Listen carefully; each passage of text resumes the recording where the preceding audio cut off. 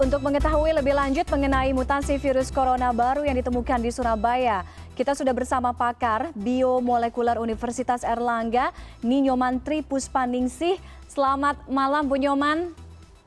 Selamat malam, Mbak Tiffany. Assalamualaikum warahmatullahi wabarakatuh. Waalaikumsalam warahmatullahi wabarakatuh. Salam sehat, Ibu. Terima kasih sudah bergabung. Kita akan bahas mengenai mutasi virus corona yang ditemukan baru di Surabaya. Apakah ini mirip modelnya dengan virus D614G? Dan kalau kita ngomongin soal mutasi virus, kita akan berbicara bagaimana tingkat bahayanya, karena kalau mutasi artinya ada pengembangan di tubuh virus ini, atau seperti apa, Bu Nyoman, penjelasannya? Ya, jadi saya boleh ya kalau menyampaikan bukan baru ditemukan ya, Mbak. Mohon maaf mungkin kalau agak berbeda pendapatnya, kan boleh-boleh saja. Silakan. Jadi ini bukan baru. Jadi kalau di Surabaya di sampelnya itu dikoleksi bulan April. Artinya 1 bulan dari Indonesia terkonfirmasi. Jadi bukan baru ditemukan. Hanya sekarang mungkin ditemukan cukup banyak di beberapa sampel karena data yang masuk di GSET itu sudah dari Indonesia sudah 34. Nah, dan dari data itu ditemukan juga adanya mutan yang D614G. Jadi kalau saya rasa mulai sejak April collecting, Mei kita submit UNER, berarti kan sudah beberapa bulan. Jadi saya rasa bukan baru ya. Gitu. Oke, kalau tingkat bahayanya, Bu Nyoman sejauh ini penelitiannya seperti apa? Tadi kan Bu Nyoman sebenarnya sampaikannya bukan virus yang baru, sudah ditemukan dari bulan April, tapi waktu itu mungkin jumlah orang yang terinfeksi virus ini belum sebanyak dengan yang sekarang, kan?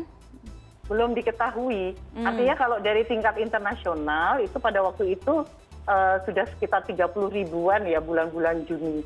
Nah, kalau sekarang kan sudah 63 ribu dari data whole genome virus yang ada di whole genome sequence yang ada virus itu yang ada di GSET. Artinya sudah 77,5%, makanya menjadi perhatian seluruh dunia sekarang ini. Tapi bahwa itu sudah ada di Indonesia itu sebetulnya ya sejak April gitu ya, dengan submitted bulan Mei. Nah, jadi bagaimana prosesnya? Sebetulnya pada publikasi yang terakhir memang disebutkan gitu oleh peneliti yang dari Eropa, ini kan lebih banyak di Eropa, itu bahwasanya pengaruhnya terhadap peningkatan infectivity-nya itu yang lebih besar, bahwa menyebabkan kematian itu belum dibuktikan. Jadi masih tingkat penyebaran seperti yang ada di slide mungkin yang saya tunjukkan sebelumnya yang sudah ada di sana. Ya. Oke, artinya apa yang mempengaruhi penyebaran ini? Kalau tadi Bu Nyoman bilang bulan April belum terlalu banyak, kemudian Juni atau Juli tadi Bu Nyoman sampaikan 30 ribu ya? Iya. Iya, oke. Sekarang sudah 60 ribu ya? Sekarang bahkan sudah 60 ribu dari bulan Juni. Bukan di Indonesia, tapi di tingkat internasional. Iya, di tingkat internasional. Dari 92 ribu, sekarang sudah sekitar 63 ribuan. Apa yang mempengaruhi penyebaran mutasi virus ini, Bu Nyoman? Karena kan kalau misalnya kita berbicara, ini skopnya kan bukan cuma di Indonesia ya, bahkan di Eropa, mungkin juga negara-negara lain gitu. Penjelasannya mungkin yang bisa gampang atau mudah kita tangkap, apakah ini terkait dengan ketahanan tubuh atau antibodi seseorang, atau mungkin iklimnya, atau bagaimana? Ya, kalau terkait dengan itu rahasianya si virus, Mbak ya, karena virus juga kan ingin bisa bertahan hidup, sehingga dia tentu melakukan proses-proses adaptasi yang paling mudah dia dengan cara melakukan mutasi. Nah, kalau kami pelajari kaitannya, karena kita kebetulan ada 2 point mutation yang ditemukan selain D614G, itu di sebelahnya dekat dengan itu ada yang Q677H. Ini sama atau beda, Bu? Slide itu kita lihat bahwa bagaimana virus itu bisa cepat menginfeksi atau menyebar, pastinya kan karena peran dari spike ya, karena spike ini yang menempel pada reseptor yang ada di sel inang, H2-nya. Nah, penyerangan oleh spike ini ada peran protein sel inang di manusia yang disebut dengan furin. Nah, furin ini adalah enzim protease. Nah, enzim protease ini, spike itu protein. Jadi kalau enzim protease, dia adalah menghidrolisis protein substratnya. Nah, ya, jadi yang dihidrolisis ini adalah si spike-nya virus. Jadi seolah-olah antara spike dengan furin itu berteman gitu. Jadi walaupun dia sel inang ini bisa juga melakukan perlawanan gitu, tetapi ini seolah menjadi temannya. Jadi kalau furin mengikat lebih kuat ke spike, dugaannya adalah tentu furin ini tugasnya apa? Karena dia enzim protease, dia akan membelah spike menjadi 2 subunit 1 dan subunit 2. Oke, nah, jadi kalau itu semakin tinggi berarti dia semakin membantu spike, ya otomatis infectivity-nya akan semakin besar gitu. Itu saja yang saya bisa lihat kami di UNER ini dengan tim itu bisa menganalisis melalui interaksi protein furin dengan protein spike dari dua posisi point mutation tersebut gitu. Jadi apakah kesimpulannya kecepatan infeksinya kemudian potensi penularannya akan lebih tinggi dibandingkan yang mungkin yang kita kenal yang kemarin-kemarin ini Bu Nyoman ya? Ya, jadi yang tanpa D614G. Kalau yang 677 kan kita masih telusuri lebih lanjut. Oh, oke. Di Universitas Erlangga sekarang kita memblok wilayah mutasi itu supaya dapat data lebih cepat. Jadi tidak harus menunggu whole genome sequence yang butuh waktu lama. Oke. Kalau ini kan bisa pendek, ukurannya kan kecil, jadi cepat. Jadi kita seperti ya kayak swab gitu, RT-PCR itu mestinya bisa langsung RT-PCR plus cek mutan, RT-PCR plus cek mutan. Ini alhamdulillah primer dan probe-nya baru sampai Jakarta. Mudah-mudahan bisa segera sampai di Surabaya karena pemesanan ini yang lama bahan-bahan ini. Kami menunggunya hampir 2 bulan lebih, hampir 2,5 bulan.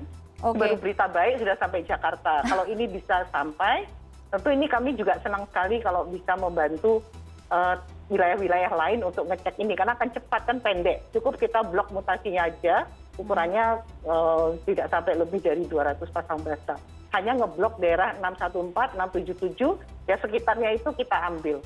Agak panjang sedikit gitu biar bisa terdeteksi dengan baik. Ya. Bu Nyoman, distribusi mutasi virus ini sejauh ini yang ditemukan di Indonesia sudah ada pemetaannya di wilayah-wilayah mana saja atau provinsi mana saja?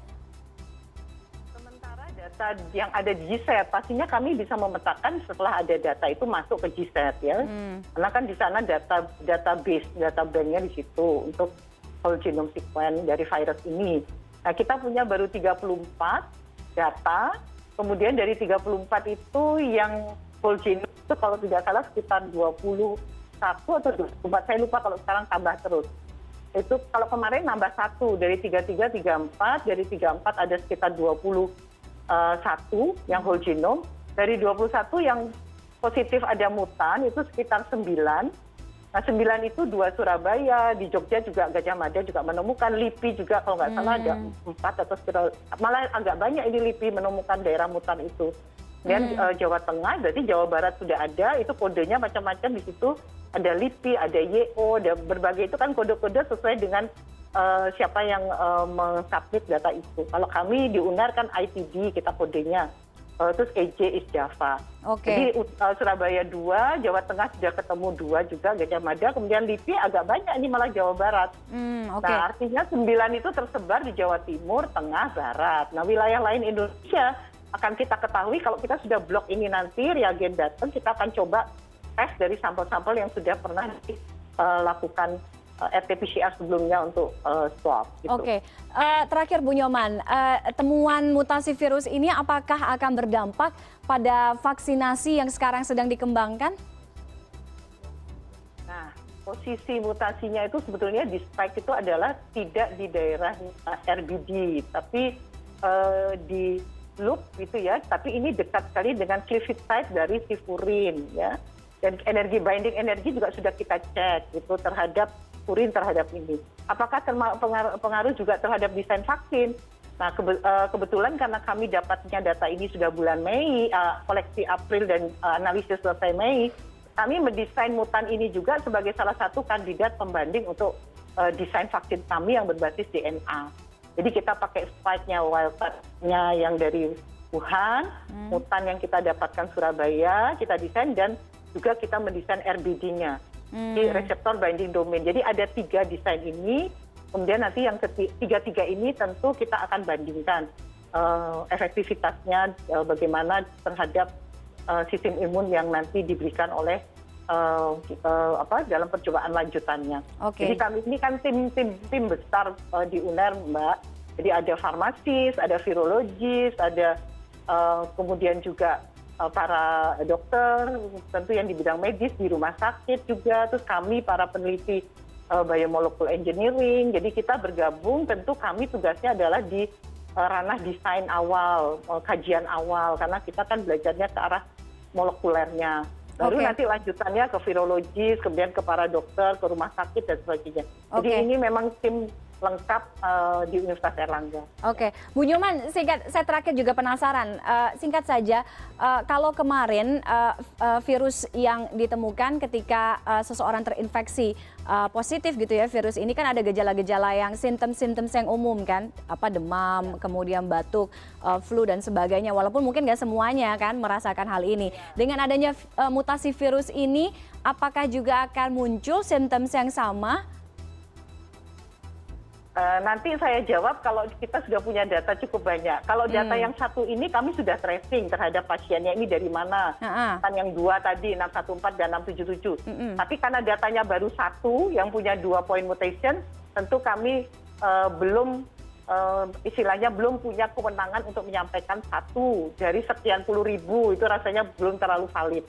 Nah nanti kalau dengan primer probe yang sudah kami pesan ternyata ini sekarang sudah datang sampai Jakarta, maka kita akan lakukan tentu segera dengan kita juga kerjasama dengan Litbangkes dengan sampel yang ada Indonesia Timur kami. Nah kalau dia di blok kan kita akan tahu, terus kita bisa tracing nanti ini pasien dari mana, baru kita bisa menjawab, Mbak. Kalau sekarang kita tentunya masih pada publikasi yang ada, ini adalah meningkatkan infektivitinya, tapi belum sampai pada masalah meningkatkan angka kematian. Nah, riset ini masih mudah-mudahan setelah ini kita sudah start karena barang sudah sampai di Jakarta. Baik, terima kasih Bu Nyoman Tripuspaningsih, pakar biomolekular Universitas Airlangga sudah bergabung dengan CNN malam hari ini.